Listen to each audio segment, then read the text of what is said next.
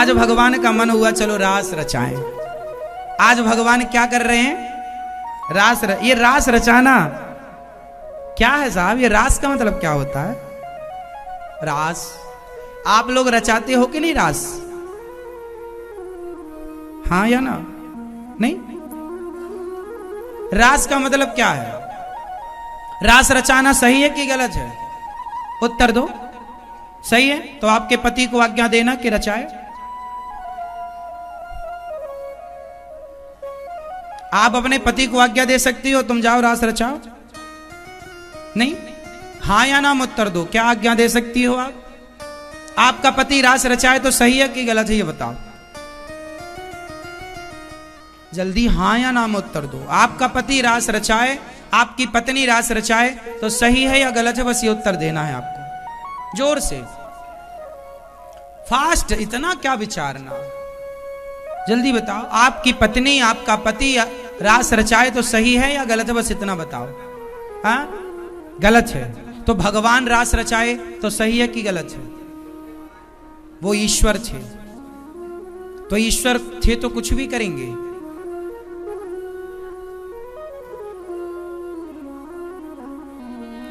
इसका मतलब यह हुआ कि आप लोग जानते ही नहीं कि रास का मतलब क्या है।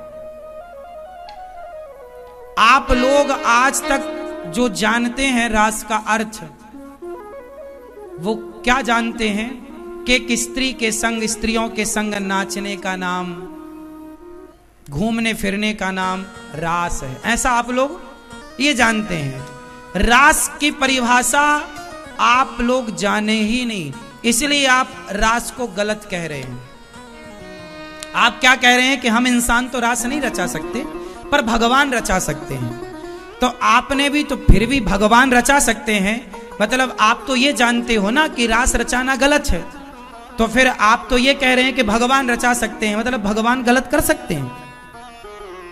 जब आपके लिए गलत है तो भगवान के लिए सही कैसे होगा?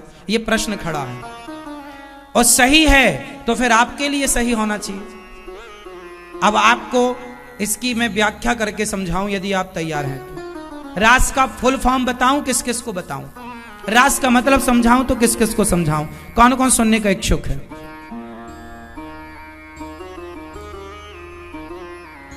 यहां वाले नहीं सुनेंगे मेरी मां। हाँ, रास का मतलब क्या है पहले ये जानो। रसो वैसा, रस भगवान का नाम है। रास का अर्थ समझते हैं ध्यान से। रास किसके संग रचाया गया? जोर से। गोपियों के संग। किसने रचाया? भगवान श्री कृष्ण ने। उस रास में कौन आया? जोर से, जोर से। शंकर जी भी आए। उस रास में कौन आया? शंकर जी। अब जरा मुझे आप लोग शंकर जी का परिचय दो। ये शंकर जी कौन है? शंकर जी कौन है? हाँ, शंकर जी कौन है? शंकर जी का परिचय है, शंकर जी वो शंकर जी हैं जिन्होंने कामदेव को जलाकर भस्म कर दिया। समझना, शंकर जी वो शंकर जी हैं जिन्होंने कामदेव को जलाकर भस्म किया कि नहीं? बोलो हाँ। जिन्होंने कामदेव को जला दिया वो शंकर जी भगवान कृष्ण से कह रहे हैं कि हे श्याम सुंदर, आप अपने रास में हमें सम्मिलित कर लो, हम भी रास में सम्मिलित होना चाहते हैं। यदि शंकर जी सम्मिलित हो रहे हैं, वो जो कामदेव को जलाए हैं, तो क्या ये जो रास है ये कोई काम वासना की लीला है क्या? इसे आप लोग ना काम वासना की दृष्टि से देखते हैं, आज तक इसी दृष्टि से देखते चले आए हैं। लेकिन याद रखिएगा, शंकर जी ने जहर पिया तो नहीं मरे, हम जहर पिएंगे तो मर जाएंगे। हमारी तुलना शंकर जी से नहीं हो सकती। शंकर जी वो हैं कि तीसरा आंख खुलते ही कामदेव भस्म हो गया। वो शंकर जी हाथ जोड़कर कहते हैं, हे नंद नंदन, हे श्याम सुंदर, हमें इस रास में सम्मिलित कर लो। अब बताओ कि जो शिवजी काम को जलाने वाले वो इस रास में आना चाहते हैं, तो क्या ये रास कोई काम वासना की लीला रही होगी क्या? आप इससे समझो ना, रास का मतलब क्या था? रास का मतलब था मिलन। मिलन किसका? भक्त। जैसे आपका और मेरा मिलन है, इस मिलन का नाम सत्संग है। मेरे और आपके मिलन का नाम क्या है? सत्संग के माध्यम से मैं और आप मिले। क्यों जी, सही है? मेरे और आपके मिलन का नाम क्या है? सत्संग। चलो सत्संग में मिलते हैं, चलो सत्संग में। अब सत्संग में, सत्संग का मतलब है मिलना, रास का मतलब भी मिलना है। भक्त का भगवान से मिलना और भगवान का भक्त से मिलन ही रास है। ये जीवात्मा और परमात्मा के मिलन का नाम रास है। किसका मिलन है? जीवात्मा और परमात्मा के मिलन का नाम रास, ना कि कोई काम वासना की लीला का नाम रास है। लेकिन आज तक आप उसे काम की दृष्टि से देखते चले आए हैं। कामदेव आए थे महारास में भगवान ने कामदेव को कहा कि तू लगा ले ताकत।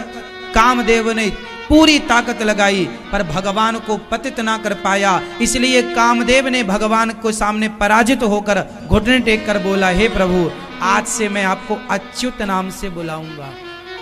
जो ना च्युत अच्युत, जो कभी च्युत नहीं होते अपने मार्ग से, च्युत मतलब पतन, जो कभी जिनका कभी पतन ना हो उनका नाम अच्युत है। तब से भगवान का एक नाम पड़ा अच्युत। ये अच्युत नाम कामदेव ने दिया भगवान को। अच्युतम केशवम कृष्ण दामोदरम। क्या नाम है भगवान का? अच्युत।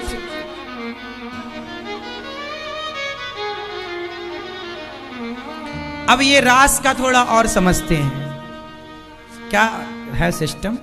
एक बात बताओ, मीराबाई ने भगवान कृष्ण को किस रूप से देखा था? सब लोग बोलेंगे। मीराबाई ने भगवान को किस रूप में देखा था? मीराबाई ने भगवान को किस रूप में देखा था? जोर से मेरी माँ, ये मैया बताएंगी। मैया, मीराबाई ने भगवान को किस रूप से भजा, कैसी भक्ति की, किस भाव से? ये मैया से पूछो। ये मैया, ये मैया सुन रही हो मेरी माँ? बताओ मीराबाई ने भगवान को किस भाव से भजा?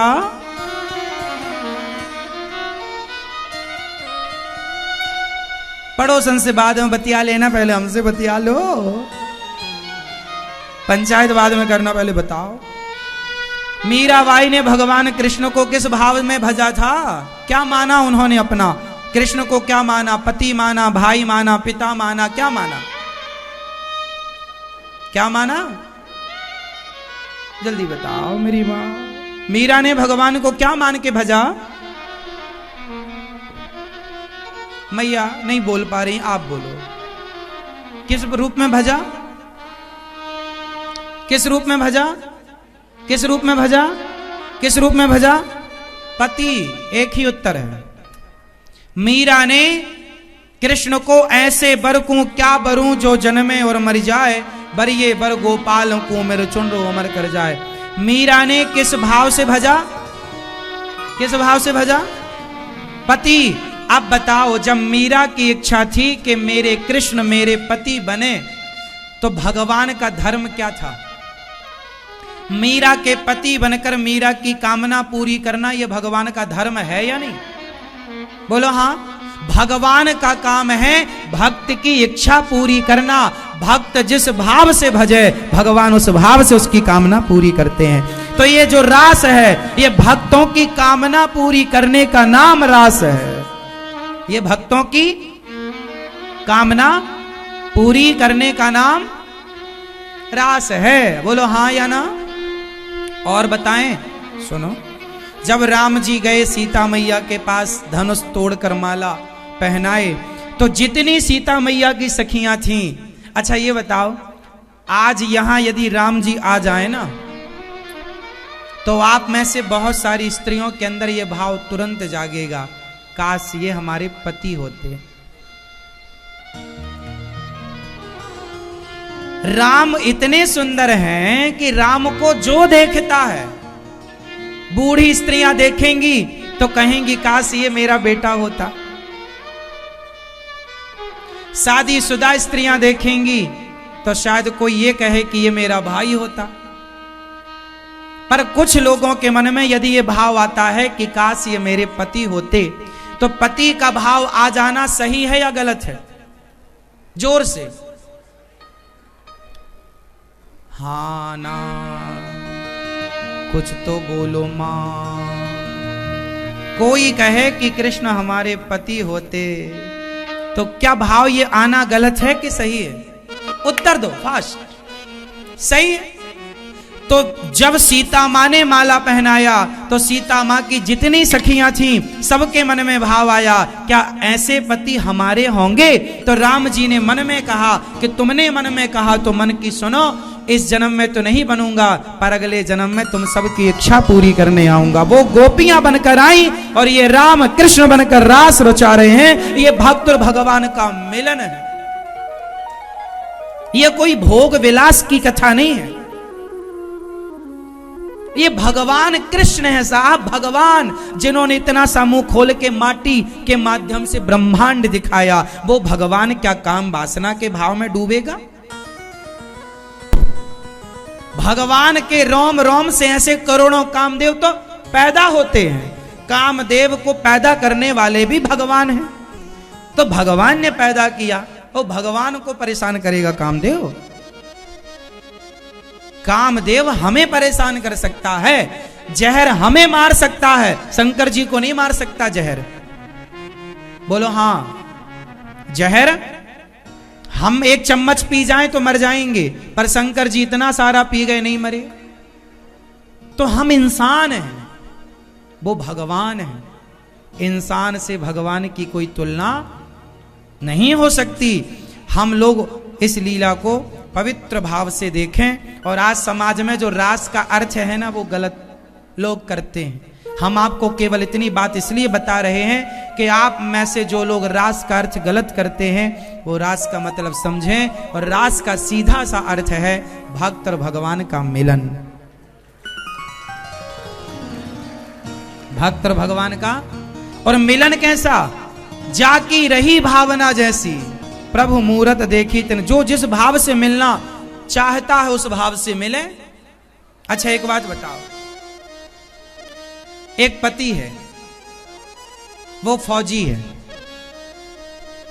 एक साल बाद दीपावली में एक फौजी घर आता है, और जब घर आता है फौजी पति, बेटा, भाई, पिता, तो एक आदमी, एक पुरुष जब घर आता है एक साल बाद, तो उसे देखने वाले कितने होते हैं? उसकी माँ भी होती है, उसकी बेटी भी होती है, उसकी पत्नी भी होती है, और उसका पिता भी होता है, उसका पुत्र भी। लेकिन जितने लोग हैं सब अलग अलग भाव से एक को देख रहे हैं। बोलो हाँ। आप जब अपने घर जाओगे तो आपकी पत्नी भी आपको देखेगी, आपकी माँ भी देखेगी, आपकी बेटी भी देखेगी, आपकी बहन भी देखेगी, पुत्र भी देखेगा, लेकिन सब देखेंगे पर सबका भाव अलग होगा। जिस भाव से आपकी पत्नी देखेगी उस भाव से आपकी माँ का भाव अलग होगा। माँ के भाव से, जिस भाव से माँ देखेगी उस भाव से आपकी बेटी ना देखेगी। जिस भाव से आपकी बेटी आपको देखेगी उस भाव से आपकी पत्नी आपको ना देखेगी। मतलब आप एक हैं लेकिन सबके देखने का भाव अलग अलग है। उसी प्रकार रास लीला जब हुई तो लीला तो एक थी, पर एक लीला को देखने वाले लोग अलग अलग थे, तो सबने अपने अपने भाव से उसे देखा है। सबने जाकी रही भावना जैसी, प्रभु मूरत देखी तिन तैसी। तो भगवान जो लीला करते हैं वो मिलन की लीला है। हम पुण्य करेंगे हम पुण्य करेंगे तो भगवान हमें भी कभी ना कभी अपने उस रास में सम्मिलित करेंगे, हमें भी करेंगे। आप पुण्य करो। रास में कौन सम्मिलित होता है? जो बहुत पुण्यशाली हो। गोपियां इतनी पुण्यशाली थी कि भगवान ने उन्हें उस रास में सम्मिलित किया।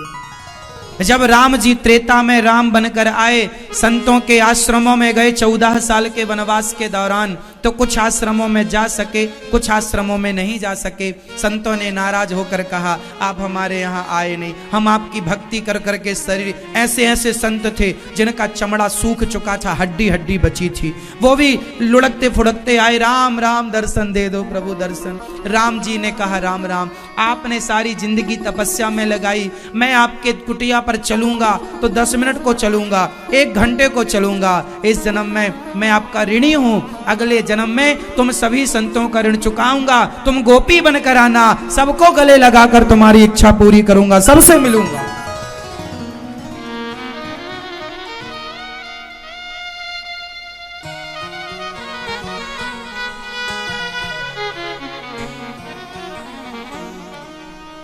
तो सबसे मिलने का जो समय था, जैसे हम आपसे बात करेंगे तो प्रश्नोत्तरी का समय रखा है हमने आपसे बात करने के लिए।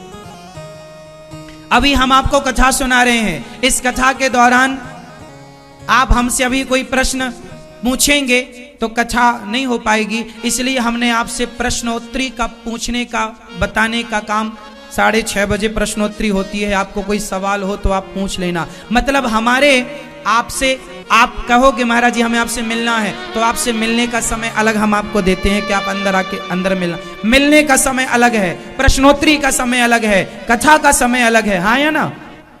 उसी प्रकार भगवान का भक्तों से मिलने के समय को रास कहते हैं। मिलने के समय को, जैसे हमसे बात करने के समय को प्रश्नोत्तरी कहते हैं। आपको हमसे बात करनी हो तो प्रश्नोत्तरी के समय आ जाइएगा, आप हमसे बात कर लेंगे। यदि आपका नंबर आ गया तो बात हो जाएगी। हमसे बात करने के लिए आपको शाम को 6:30 बजे प्रश्नोत्तरी होती है, यहां पर 6:30-7 बजे आप आइए, बात कर लीजिए। जैसे आप हमसे बात करने के लिए प्रश्नोत्तरी में, उस मिलन का नाम क्या रखा है? प्रश्नोत्तरी। आपसे हमारे मिलन का क्या नाम रखा है? प्रश्नोत्तरी। के प्रश्नोत्तरी के माध्यम से हम और आप एक दूसरे से बात करेंगे, मिलेंगे। उसी तरह भगवान और भक्त के मिलन का नाम रखा वहां भगवान ने रास। क्या नाम रखा? रास। किस किस को रास का फुल फॉर्म समझ में आ गया? किस किस को आया रास का फुल फॉर्म? भैया आप बताओ रास का मतलब क्या है? आपसे पूछ रहा हूं, रास का मतलब क्या है?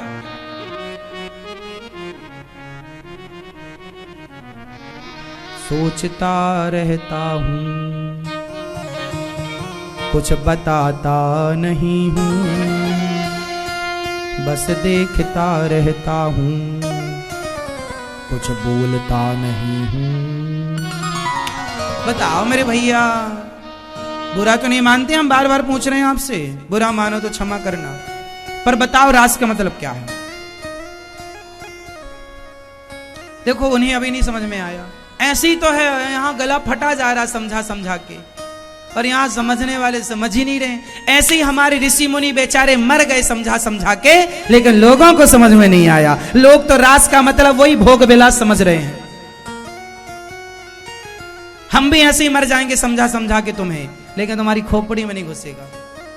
इसलिए अपनी औलादों को समझाओ शास्त्रों को कि क्या मतलब होता है। नहीं समझ पाए इसलिए अर्थ का अनर्थ कर रहे हैं आज के बच्चे। आज के लड़के क्या कहते हैं लड़की से? सुनो, तुम हमारी राधा हो, राधा।